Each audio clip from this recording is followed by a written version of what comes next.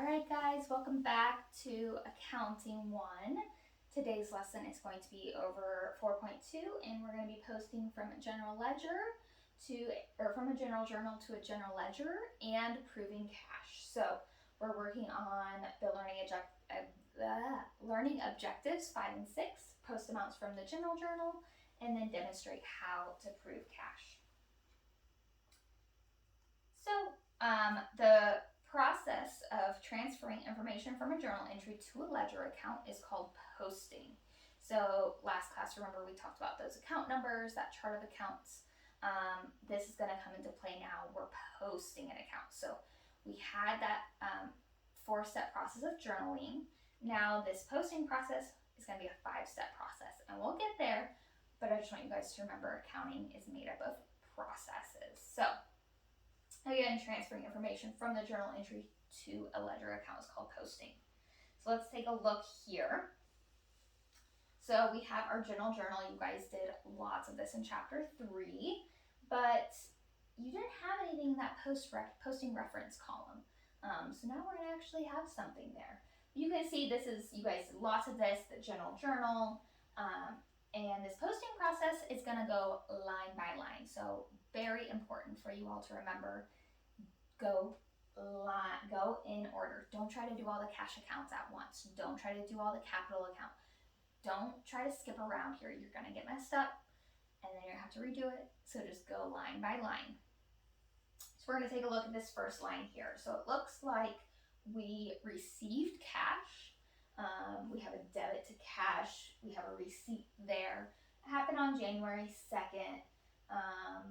General journal, we did it on our first page. You guys had a lot of like 1-page journal entries, but you guys did go on to page 2. So just let's remember our page numbers here. So our first step is going to be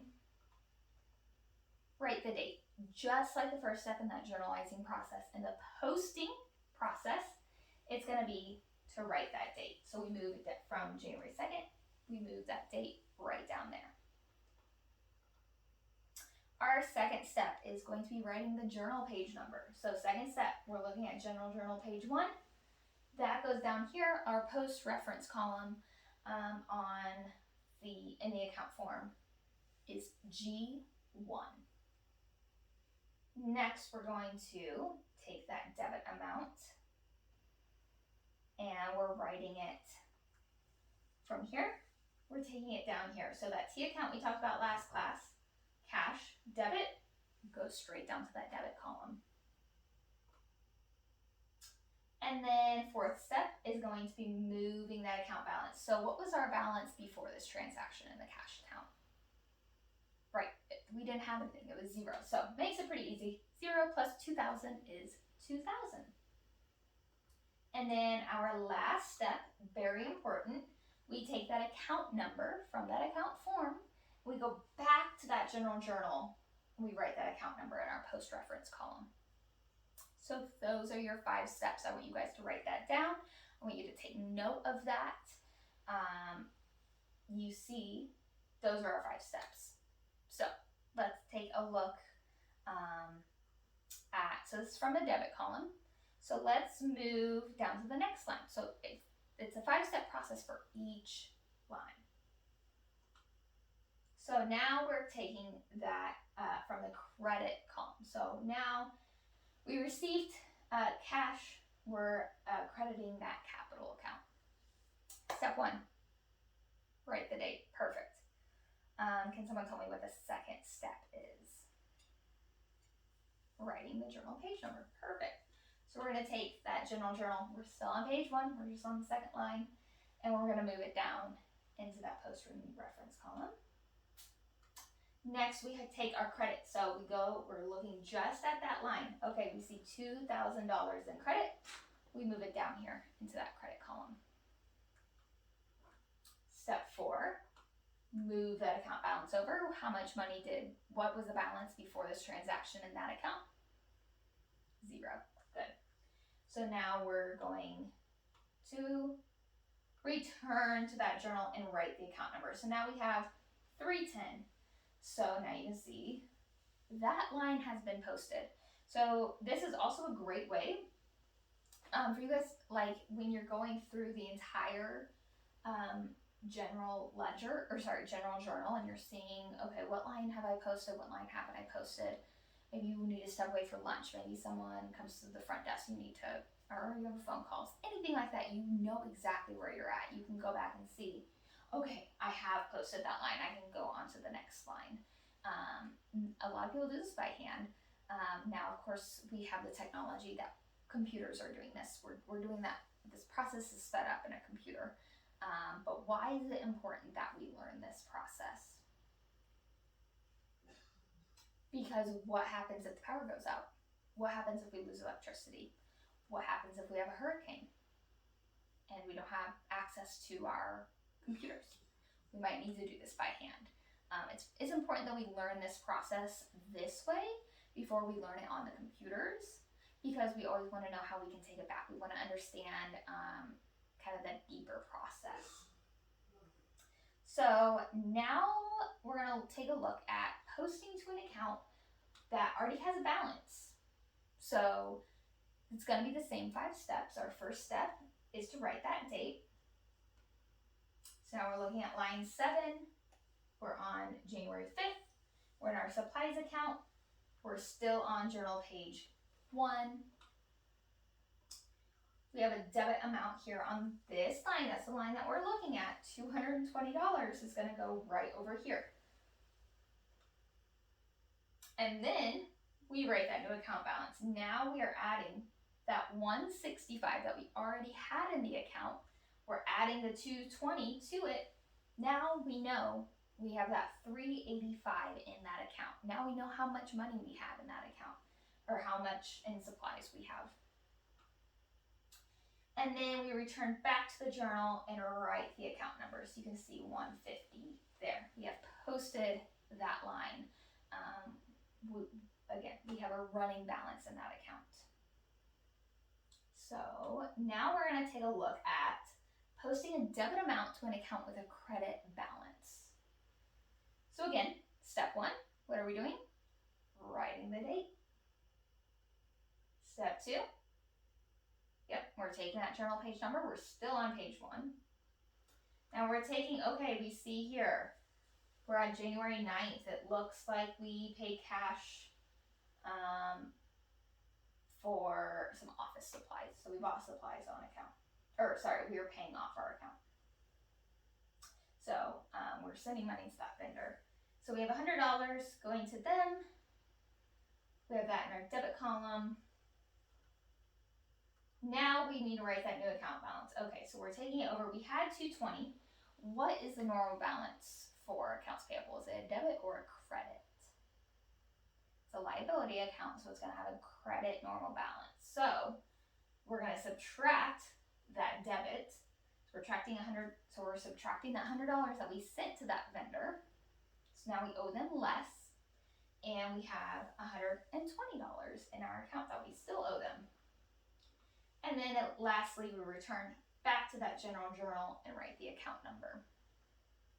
So is it possible for us to have can we have a credit balance in cash, an ending credit balance? Can we have negative cash? No. So if there's a credit balance in your cash account, you know something has gone wrong. I want you guys to remember what those normal balances are. We worked very hard on that. Remember, your assets have that normal balance of debit. Your liabilities and owner's equity have that normal balance of credit. Your sales, your expenses, remember where those debits and credits are, those normal balances are. So when you're posting, when you're looking at the end balance, you know that you've done it correctly.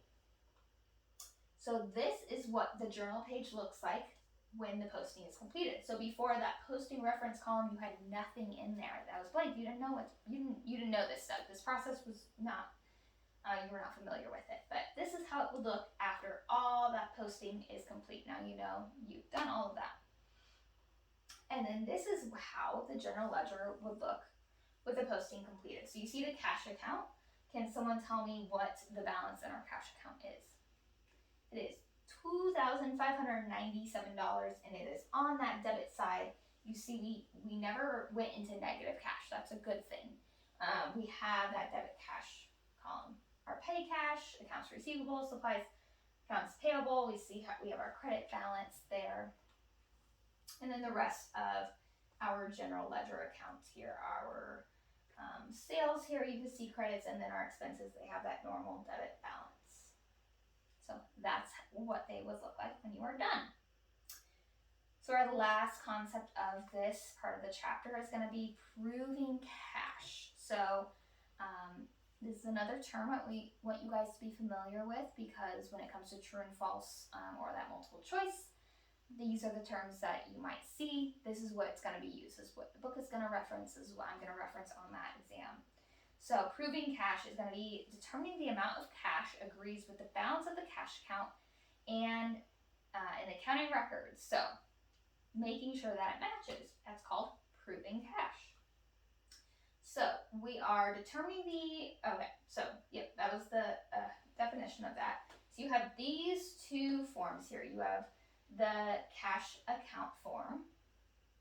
There you see it's account number 110. You have your ending balance here, $25.97. Now when you go to your check register, you see here your balance brought forward. That is what you're matching it with.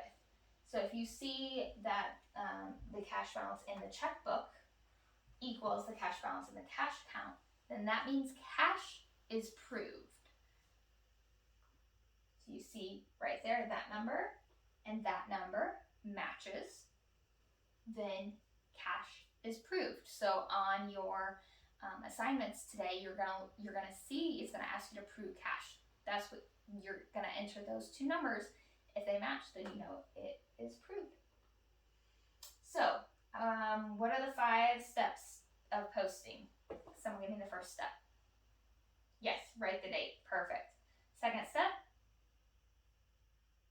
journal page number. Perfect. Third step, write that amount in the debit or the credit column, whatever it came from that journal entry, move it down. Fourth step, account balance. Perfect. So now you're calculating that new account balance. Fifth step, fifth and final step, what is that new thing that we have to do? Yep, return back to the journal entry and write the account number. So remember these steps. It's just another process to add. If you guys write that down, then you should be good to go. Okay, next question. When both debit and credit amounts have been posted to an account, what determines whether the balance is debit or credit? What did we just talk about? I want you guys to pay attention to in that balance. Yeah, we're looking at the normal balance. So whenever the debits in an account exceed the credits, the balance is a debit. Whenever the credits in an account exceed the debits, the balance is a credit. So, and finally, what two amounts, we just talked about this, are compared when proving cash? Checkbook, perfect, and the balance in the cash account. Yep, you got it. All right, so I want you guys to go ahead and take Chapter 4.2 quiz that is in Canvas, and then you can start to work on your own, and then in about 5 to 10 minutes, we'll go ahead and do the working together just so we can go over that. And then you guys, we should have plenty of time left in class today if you want to go ahead and start working on those application problems.